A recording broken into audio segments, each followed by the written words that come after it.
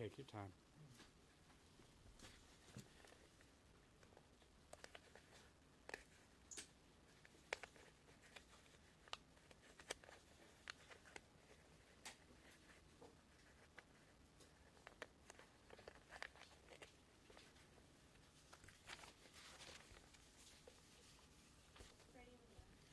Okay. Well, I want to talk about and certainly acknowledge the letter that I received today from the governor. I certainly understand the angst and concern, I think, that precipitated writing a letter. The governor is both the governor of our state as well as a constituent in Austin. So I want to be able to respond to that. I want to also say that I'm proud to be part of a city that has identified homelessness as a priority, as the priority challenge in our community right now, but also a city that has dedicated itself and its resources to being a city that ends homelessness, which means that we get to a stabilized place where the people that are entering into homelessness equal the number of people that we're able to help facilitate moving out of homelessness. We also say, again, that we don't want anyone in our community camping or lying in public places or being forced to do that because there's no other place for them to go.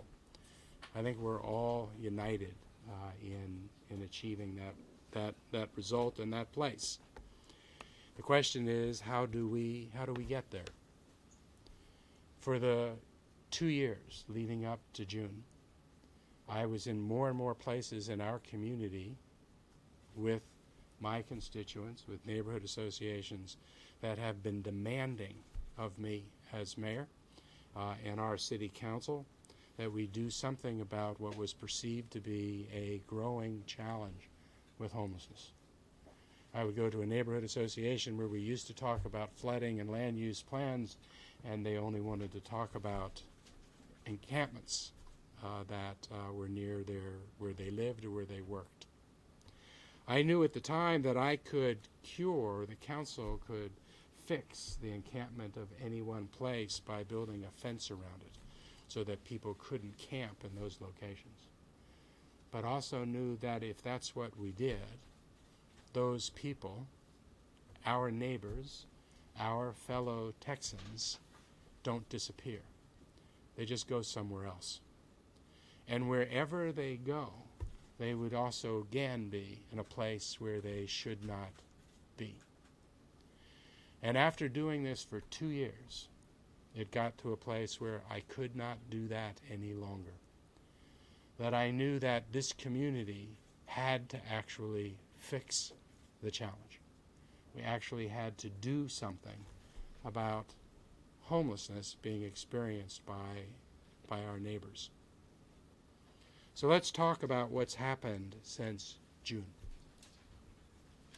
The first thing that's happened since June, and I think it's important to note, is that we have maintained our laws against illegal conduct, behaviors that people complain about. It is against the law in this city to defecate or to urinate. It is against this law to masturbate in public places. It's against the law in this city to impede or to block someone's ability to use public spaces, like on a sidewalk. It's against the law in this city to aggressively confront someone. It's against the law in this city and this state to criminally trespass. All of those things remain true. Now, I've seen the same social media posts that you all have seen and that many people see and react to. I went again to my police chief today and I asked him if we were able to enforce the laws in our city, and he told me yes. I repeated to him again, if you need additional support or help in any way from the council to be able to enforce the laws in this city, ask and you'll get it. He tells me that he has what he needs at this point to be able to enforce our laws. So I look at the social media posts and the memes, and I recognize that even before June, there were people that were doing things that were against the law, and certainly there were pictures of them. We continue to have that same thing. Again, I would repeat, if my police chief needs more help from the council, he just needs to ask for it. I have great faith and respect for law enforcement in this community. Those are people that get up every morning and they go to sleep every night, and their mission is to enforce our laws. And I believe that they are enforcing our laws. What else has happened since June? Homelessness in our community is more visible now than it was before. People that used to be at the end of dark alleys and in the woods and along our creeks and our riverbeds have now moved out of those lonely and dark shadows into places that are more public. Why do people do that? When I speak with the experts in this area, most recently Matt Molika, who's invited the media to contact him. He's the executive director of ECHO, who's our federally identified agency to kind of quarterback response for homelessness in our community. He tells me that people do that because they are more safe when they are in the public view, when people can see them, when people can drive past them, when they're in a place where they call for help and somebody might respond. We have women in our community that have moved out of those isolated places where they are assaulted, and when they ask for help, there is no one to come to their aid, and are now in public places that are more safe now than they were before. We need to help her get a home, because she's not truly going to be safe or have the ability to be the most healthy until we get her into a home. But in the meantime, we shouldn't be sending her back to that dark, isolated place where she is unsafe and once again more susceptible to assault. We can do better than that. This is a city that has cast itself to do better than that. I recognize that people experiencing homelessness, perhaps our most vulnerable population, create some measure of anxiety or concern among people in our city. Sometimes it's guilt. All kinds of emotions. I recognize that's true. You know, we have some people in our city that are only concerned about preserving public spaces in as pristine and uninterrupted way as they can be. And there are people in our city that are only concerned about the most vulnerable in our city without regard to public spaces. But most of the people that live in Austin are concerned about both. The wonderful thing about this social challenge is that it doesn't make any difference if you're only concerned about people or places, or like most of us concerned about both. The answer is the same. We have to get people into housing, and then with the appropriate services, because we know that that works. Austin, Texas, one of a handful of states in the country that was able to reach effective zero veteran homelessness. We didn't do that by taking our vets that were experiencing homelessness and hiding them. We didn't even fix that by building large institutions to house them. We did it by writing down their names and then one at a time figuring out what it was that that person needed. working with the Apartment Association and the Real Estate Council, working with ECHO and Caritas and Salvation Army and Community First, and finding people better places to live. We know what works. If only our community were willing to scale it, if only we had the resources to do what we know works. We did the same thing last year with a $5 million grant from the federal government to address homeless children on our streets. We used that money and we took half of the children and youth on our streets that were homeless and we moved them off our streets last year. I hope this year we finish that job. Of course, we need the resources to do that, and we need the resources then to be able to sustain it. We know what works. We just have to do what works. There are a lot of social challenges that exist in society today that I'm not sure anybody really knows what to do with. How do you fix poverty? I mean, there are lots of ideas and people doing lots of different things, but that's a tough one.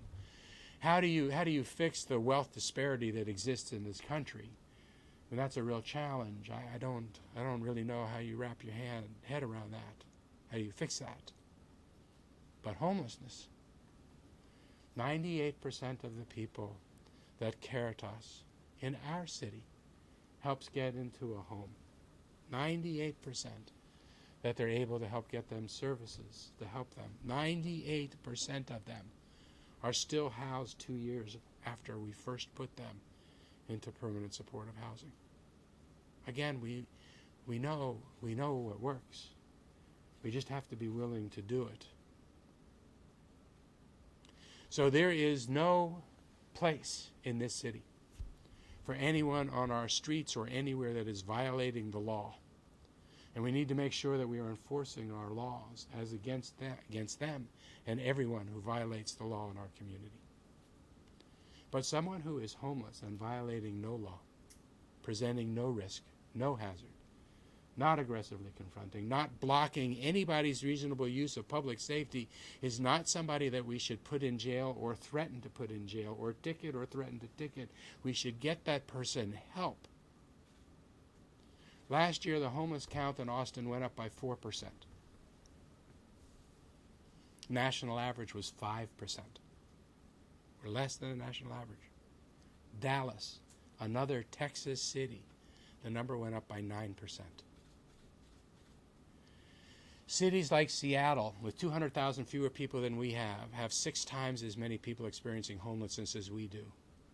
The homeless count in LA last year went up by 16%. They have 40,000 people, almost, experiencing homelessness in LA.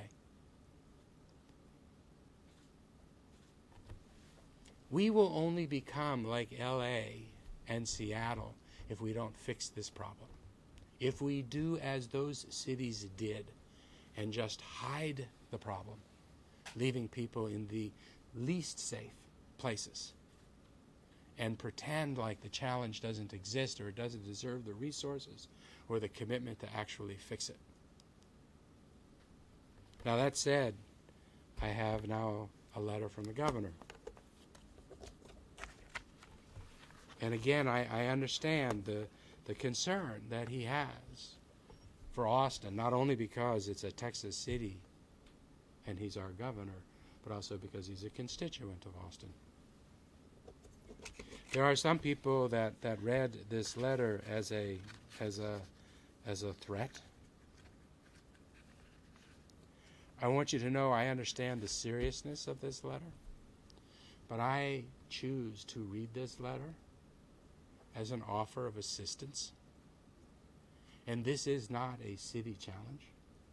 It is a statewide challenge. In fact, it's not even really just a state challenge. This is a national challenge among cities around the country. I look at this letter from the governor, and he points out that the Health and Human Services Commission might very well be able to bring us assistance in this city and all Texas cities. And I want you to know how much I welcome that offer of support and assistance. We have a statewide agency that can help us with communicable diseases and with sanitation and with health protection. Yes, it became harder for us to clean up under our overpasses when the state, which used to do that, decided not to do it anymore less than a year ago and turned it over to the city to take care of. That's okay. We'll do that. What we are doing is we're redoubling and expanding the capacity in this city to be able to take care of trash in our city, as we have camps with more people, because that's important for us to do. But if the state would help us with that would be really welcome and important help. I would point out to you that, when you have 10 people that are sleeping under an overpass and they're in sleeping bags, you can drive past that overpass hundreds of times and probably never see the people that are there. We now have Good Samaritans in our community that are delivering tents to people in our community that are experiencing homelessness. When you take those same 10 people and you put them in 10 tents under the same overpass, it looks like there are a lot more people. That's part of what we're seeing in this city. The governor points out that the Department of State and Health Services, DSHS, also has the ability to be able to help cities in this regard, to help us with the communicable diseases. We know that people that are homeless in our community and in cities across the state are sometimes are at higher risk for contracting communicable diseases. We know that to be true. The governor points out that folks, homeless Texans, he says, are more than 70 times more likely than the general population to contract tuberculosis. The state should help us with that. The way that you fix this is you take people out of homelessness. The person who's experiencing homelessness under our bridge or in the woods next to the creek is no more or less likely to contract tuberculosis or typhoid. They're homeless. They're experiencing homelessness. They're susceptible of that. We could use the state's help, would welcome the state's assistance to help take people away from those kinds of threatening conditions. The Texas Commission on Environmental Quality, TCEQ, the governor points out that water quality could suffer if there's defecation and other waste resulting from Austin's homeless people experiencing homelessness because of the concentrations of E. coli. He's absolutely right. Of course, we have no more people defecating today than we had in May. We have the same number of people urinating today as we had in May. There were probably more people in May close to creeks and rivers in our city because they were hiding and they were in those dark, unsafe areas. But the governor's absolutely right. Until we're able to do something about the challenge of homelessness in our city, our rivers and our creeks are going to be at risk. In the meantime, we could use some assistance helping us, resources with porta potties. We could use some assistance in cleaning up under the overpasses that the state used to help us clean up. We could use those kind of resources to help us. The Department of Public Safety has the ability, as the governor says, to prohibit criminal trespassing. My police chief tells me that he is policing criminal trespassing. And criminal trespassing is something that our officers are handling. And again, we've offered to our police chief any assistance that he needs in order to be able to enforce our laws. I think he is enforcing our laws. I see the same social media posts and the memes, but sometimes they aren't what people think they are as they pass them on and on. The classic example of that is even the governor's office fell victim to the same thing. The last time that I recollect that the governor's office tweeted about our homelessness challenge, it was to reprimand the city and its ordinance for creating the situation where a person experiencing homelessness had purportedly run into the street causing a traffic accident. You all may recall that tweet. As you recall, it happened right outside our police station. So fortunately, we have cameras around, and it was able to conclusively determine that that did not involve anybody experiencing homelessness. It was somebody who had run a red light. But yet that meme and that social media post got passed around. Who knows how many people believed it to be true because they saw the tweet, just as the governor's office fell victim to that same thing. The Department of Transportation says that it can remove property that block roadways or endanger public safety. It's against the law to block roadways. We don't think our roadways are being blocked. So I'm not sure what additional help we need on that. But I haven't seen evidence of our roadways being blocked. And then the Office of the Attorney General can help us with injunctive relief for violation of Texas statutes. Again, I believe we are following the law in this state.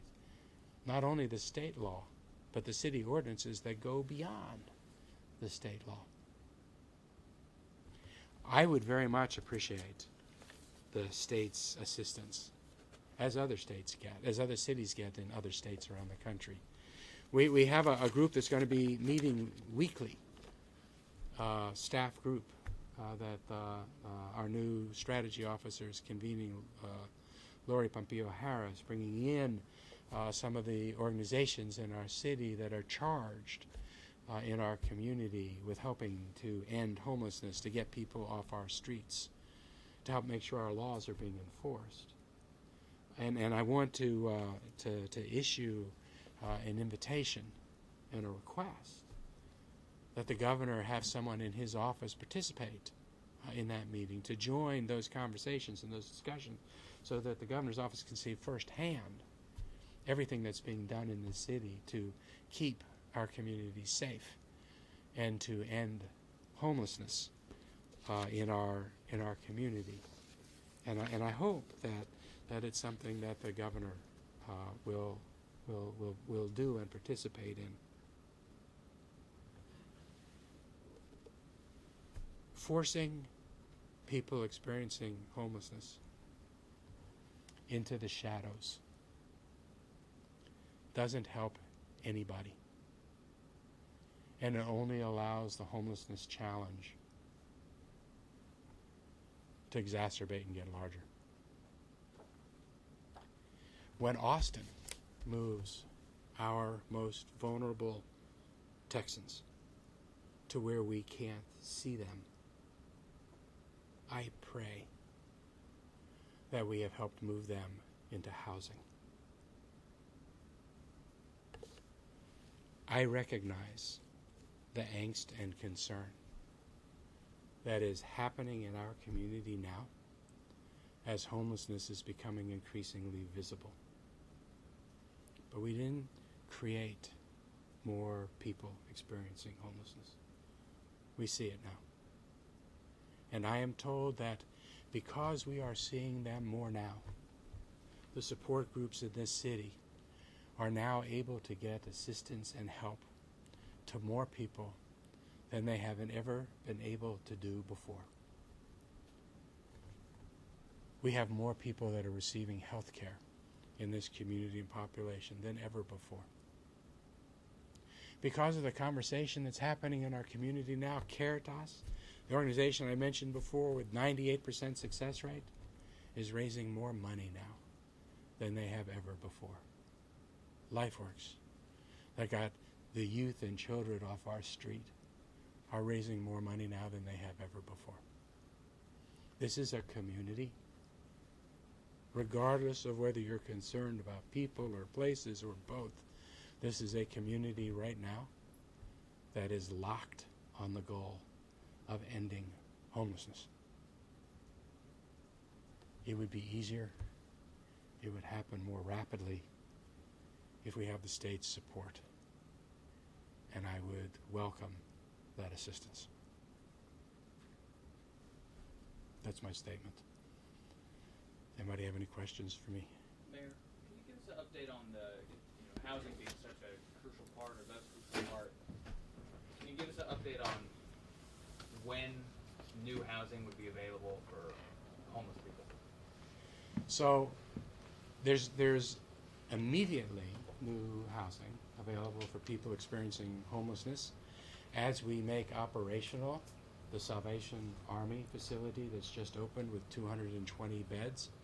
You'll recall that's a facility that didn't have the resources to provide the services to actually open up the facility so that the beds could be used. In part, I think, because of the attention that this challenge has gotten. They're now finding that they can raise the money to open up that facility. When that facility opens up, it's going to create new beds. Not only that, but it's going to open up 80 beds in the Salvation Army downtown that were being used for women. Make that an all-male facility that opens up more beds in that location. We have people in the community that are stepping forward right now with properties that we might be able to consider buying that don't require a lot of rework to make available. Specifically, I'm talking about some hotels. And I know that our staff now is looking at those. I hope we move forward on that kind of thing rapidly and quickly. But remember, too, when we housed the veterans in our community, it wasn't because we created new institutions for housing veterans.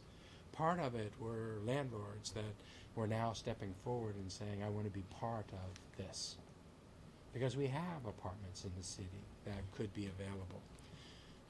We need landlords that are willing to take in somebody who's experienced homelessness. We created a risk fund when we were back dealing with the veterans so that we could remove a lot of the risk and potential that landlords might have had if someone trashed out a place or somebody moved out and you lost rent. My understanding is we're moving to recreate that now so that we can pull that again. It was a fund operating outside of government, so a landlord could actually call in the morning and pick up a check in the afternoon, something probably the government doesn't do really well. But we need to do that as well as we find housing in our city for people. I know that Community First is expanding its operation now and needs financial assistance and support to be able to do that. Caritas wants to extend its physical plant and is looking for support and assistance to do that. There's some additional money, as you saw, that the council put to this, $17 million, additional money on top of what was in the budget that is now available for Lori and the manager to come to us and say, this is how we think this money should be put to work. I don't know the exact way that they would recommend that happen. I know that we have $30 million available to us that this council will initiate out of the Waller Creek bond funding. I know that the conversations are happening right now to get the dedicated income stream for housing out of the TPID, which is in part contingent on what happens in the Proposition B prop election. Assuming that Proposition B does not pass, then I would hope we would be turning on the TPID money in short order immediately after that election. If Prop B does pass, then that probably will remove that avenue for a while for us. What's your view, Mayor, on the deadline? 30 days from now, 29 days from now, the governor has said. The governor says he wants to see action by the 1st. Yeah. My hope is that the governor starts seeing action by next week. And I hope he sees more action every week, and I hope that his office is part of those meetings so that he can see firsthand what's happening, in hopes that maybe the governor's office would see opportunities to bring resources to help us, to try things, then that the governor might also then want to take to cities like Dallas or San Antonio or other cities that have a challenge as well. Mayor, what's the extent of your conversations with the governor been like up to this point? Did his letter come as a surprise, or has he ever expressed these sentiments to you in the past? The governor hasn't expressed any sentiment to me directly. I saw the tweets that happened before, but the concern that he's expressing is a similar concern that I'm hearing from most. constituents that live in Austin. This is a challenge that's really visible right now. And I think that most everybody is concerned about making sure that we are not comfortable or accepting of people camping in our city, because we're not. No one wants people camping, lying in our city. The question is, how do we actually make that happen in a way that is sustainable in our community? People want to know what we're doing. I think the governor is asking not only to see what we're doing, but to see it being done. Governor, you mentioned that there were some cleanup efforts that have been doubled over since the state had pulled out. Is that something that's ramping up ahead of ACL?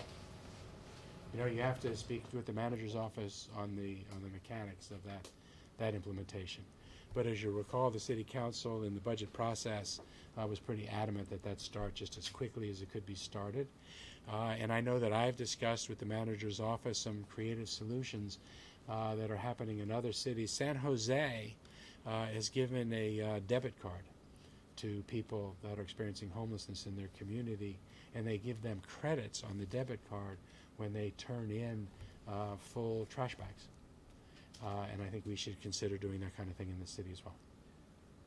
Yes. Mayor, do you think that these hotels will be up and operational by November 1st? And can you give us an idea of how much that would, like where that money would come from? You know, I don't want to speak about any real estate transactions for fear that I would say something that might impact negotiations on a real estate transaction. There's been some, you posted online on the message board about possibly changing the ordinances, having that done administratively. Has there been any movement there?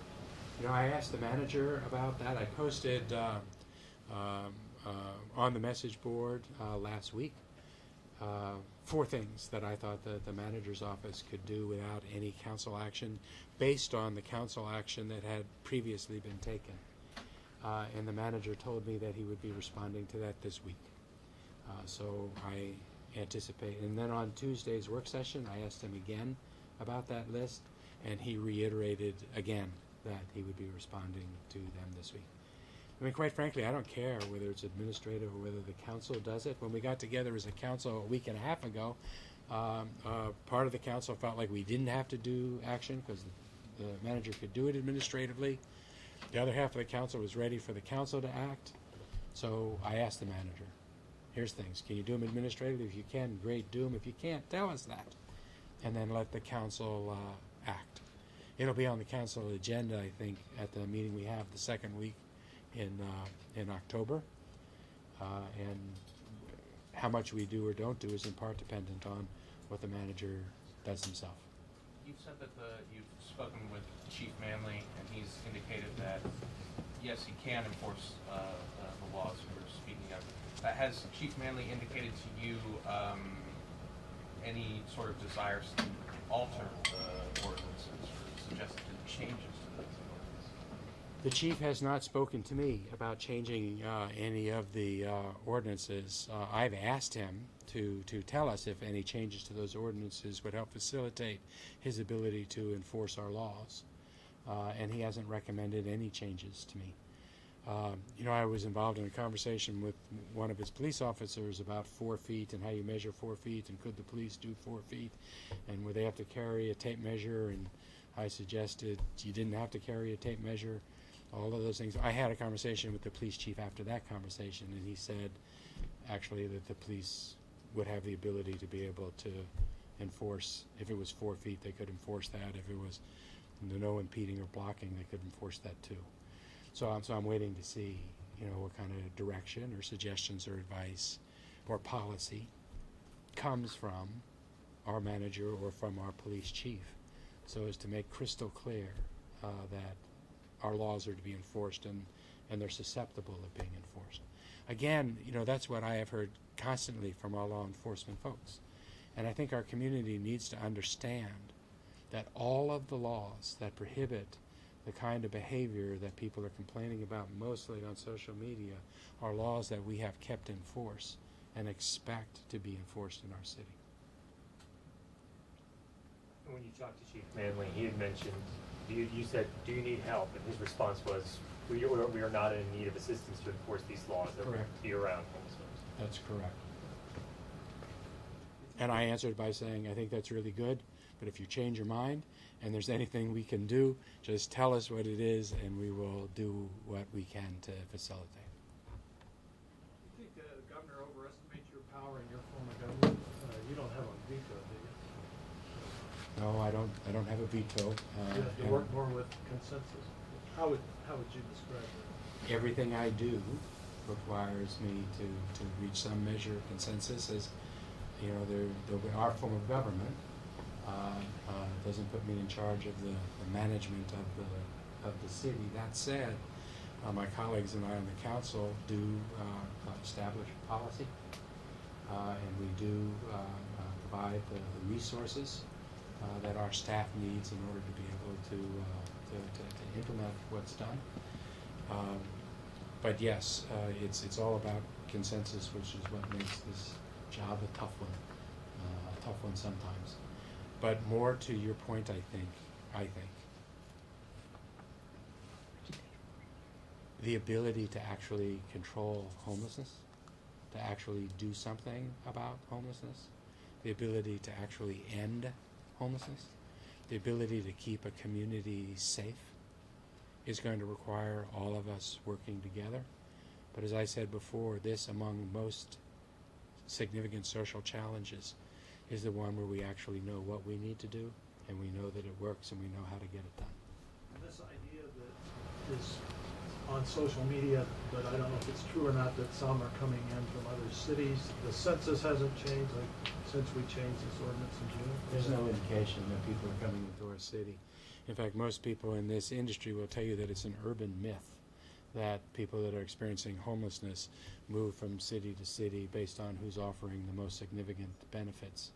You know, it is true that cities that provide services will draw people from the immediately surrounding area, so like San Marcos or Buda or Round Rock. I mean, that kind of thing you would expect to see. But the suggestion that there's a voter's guide to cities for people experiencing homelessness, and Austin went from 2 stars to 4 stars, and now people will flock to Austin, is just not something that is true or happens. There was a media description of this here about a month ago when the governor of California blamed the level of people experiencing homelessness in San Francisco on people that were being sent there from Texas.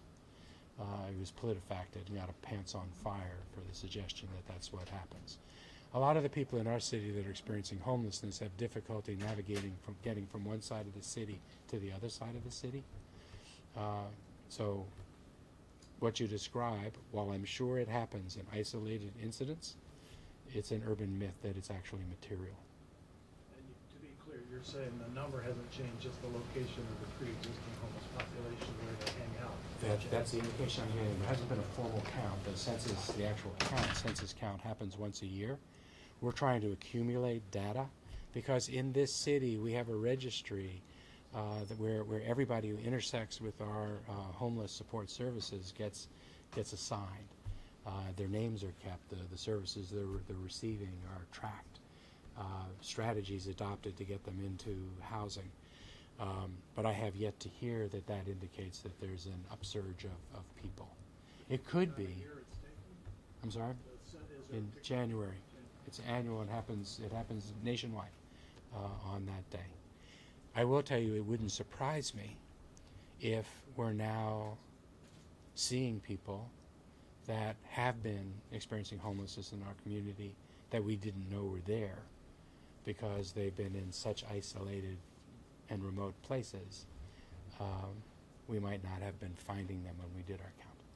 Do you think there's a partisan component to this? Governor Abbott has a long history of attacking the city of Austin. You've called it a war on cities in the past. Do you think that the fact that this is all progressive legal body here, the city council taking action, that makes him, more likely to do what he did today? I think that a lot of the criticism that I'm feeling now, coming from different places in the community, feels partisan. to me. And if you look at what's happening at the national level and the statements that have been made by the president on homelessness and cities, they also seem to be focused in this direction. So yes, I think that the debate on homelessness has with it a partisan element. You know, we got a letter yesterday from one of the Republican congressmen, also pointing to what we were doing. He made several suggestions, many of which we're already doing in the city. My question back to the congressman would be that if he was really concerned about ending homelessness or dealing with homelessness challenge in the city, that he would work really hard to pass H.R. 1856, which is the waters bill in Congress that would have the federal government spending $13 billion to support cities in this effort. I feel like that's another component of it. It seems to be that if there is any sort of way to get to a solution that this is going to be to get people into housing, and that require, and the services and the housing required, that costs money. But it seems like Austin is not getting that much, or as much as it has in the past from the state level, as far as funding goes. So I'm just curious if that sort of struck a surprising tone when you see the governor, chastising the city for this from the state. Maybe isn't really doing its share. That would be one way to react. The alternate way to react would be to look at the letter and say, now the state is actually going to get involved in this challenge.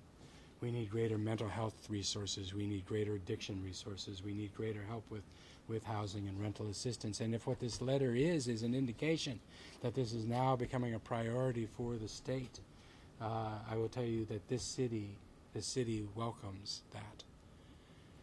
I would also point out, just by way of background, you all may know this number, I mentioned that LA has almost 40,000 people experiencing homelessness in their count, and the same count at the same time, the number in Austin was 2,255. This city, as wealthy as we are, as successful as we are, ought to be able to house 2,255 people, and then be prepared to house people as they fall in and out of homelessness. Almost 40, and almost 60 in LA County. 6 times as many people in Seattle. So in Seattle, the number is like 13,000 or something like that. 12 to 13,000. Yes? Mayor, you said you were hoping that the governor's office would see action next week on this issue. What are some of the things that you hope they see? Well, hopefully we're going to learn from the manager when he reports on the 4 questions that I asked him last week. I mean, I'd like to know specifically how we're redoubling efforts to help clean and police, in terms of garbage and waste, the areas where people are gathering in our city.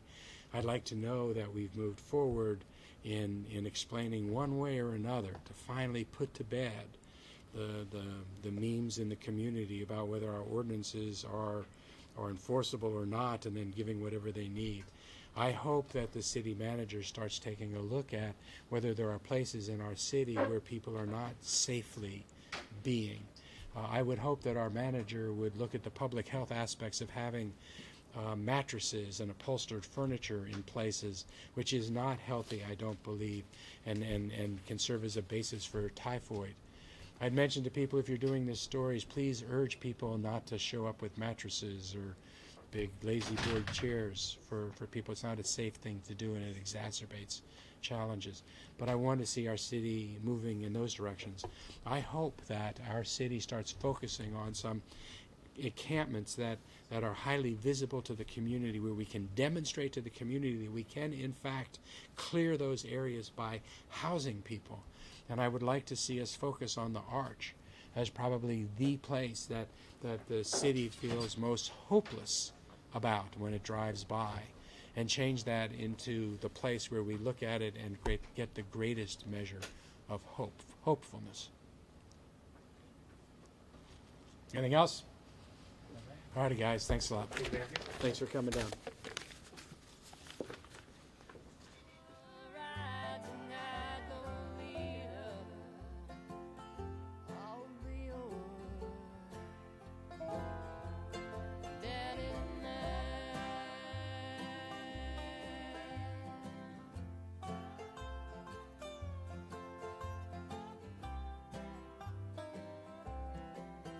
She's